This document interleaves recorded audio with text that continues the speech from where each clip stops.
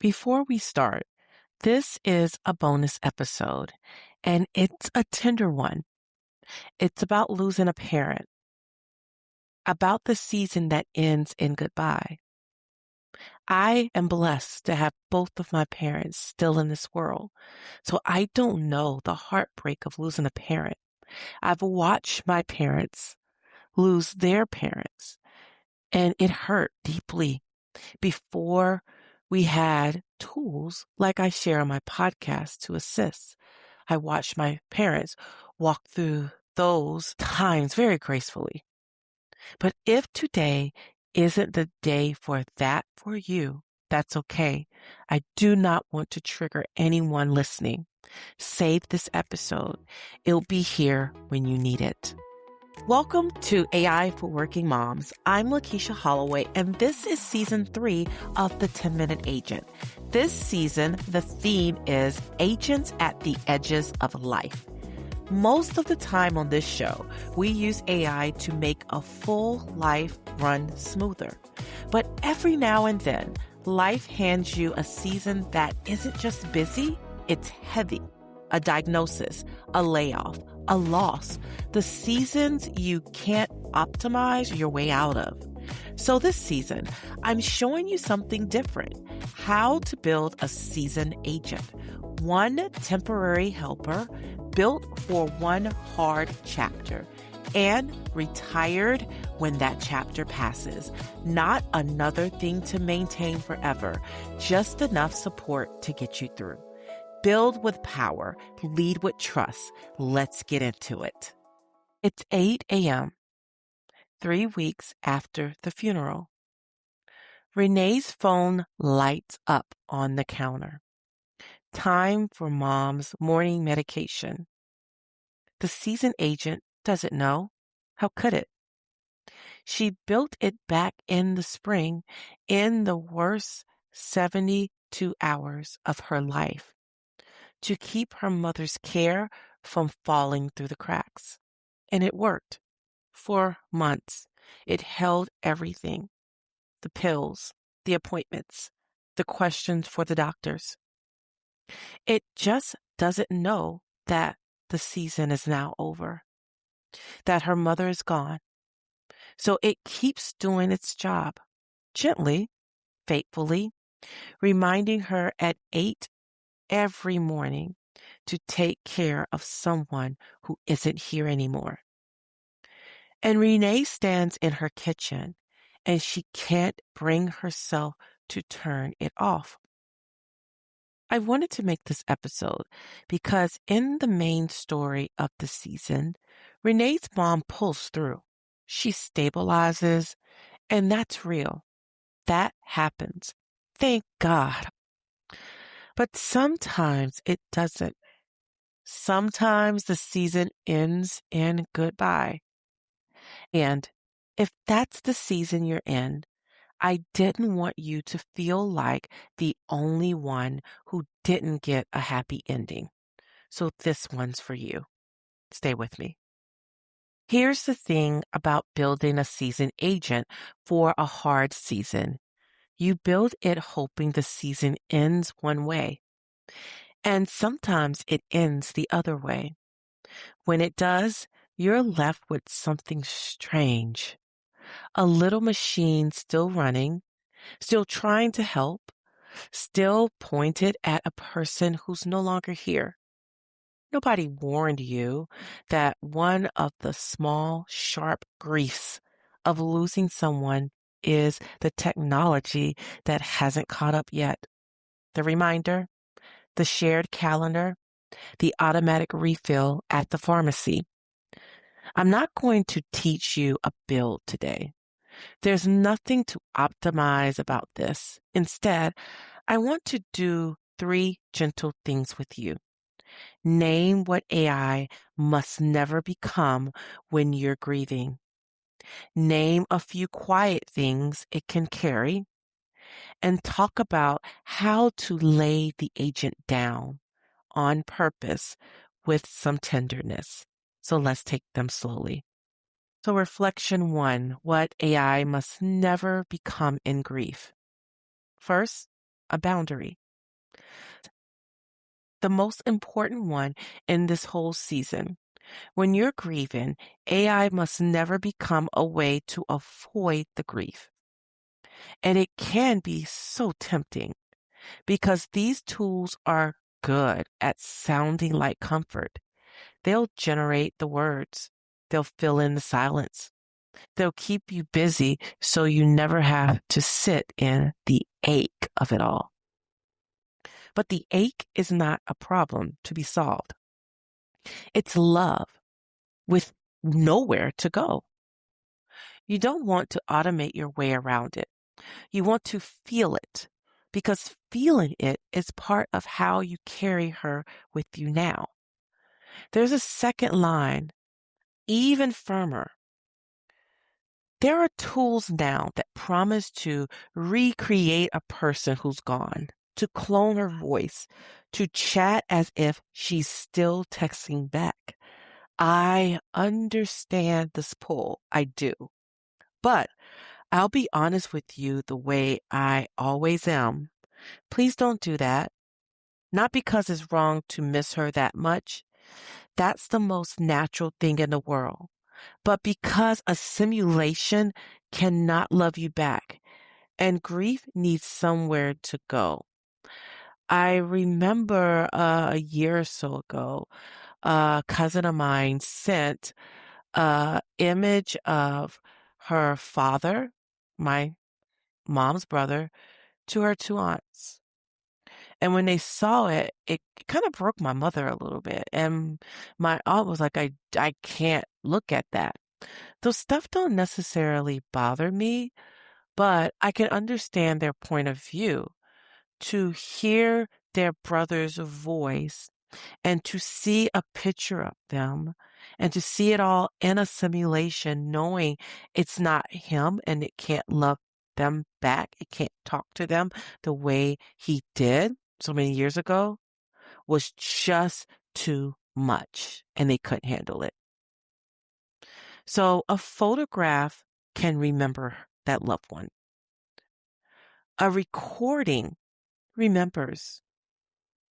A machine pretends to be her, ask you to live in something that isn't real, right when you most need what is. AI can hold the logistics. It cannot hold your grief, and it should never pretend to be the person you're grieving. Now, reflection 2. The quiet things it carries. Now, on the gentle side of this, because there are things, small, exhausting, administrative things, that pile up in the days after a loss, and you should not have to carry all of them by hand. We did a whole episode on the logistics of grief in episode 48. And I'd point you there for a full picture that's coming. But there's a specific layer that lands on the caregiver, the person who was managing everything. That's what I want to name here. You were the one with the binder, the medications, the providers, the insurance, all of the passwords. And when she passes, all of that doesn't just stop. It has to be unwound. This is where your seasoned agent can do one last kind thing. You ask it, help me make a list of everyone who needs to be notified and a calm, simple message I can send each of them. Not to do it for you, to keep you from holding it all in your head while you're barely standing. You approve every word. The agent holds the list. You're holding the grief. And then there are the reminders, the ones still firing every morning. Don't let them ambush you for months. When you're ready, and not 1 second before, you can go in and turn them off, one at a time. Which brings me to the last reflection. And number 3 is laying the agent down. Here's a moment with a seasoned agent that I didn't fully understand until I watched women go through it. The moment you turned it off.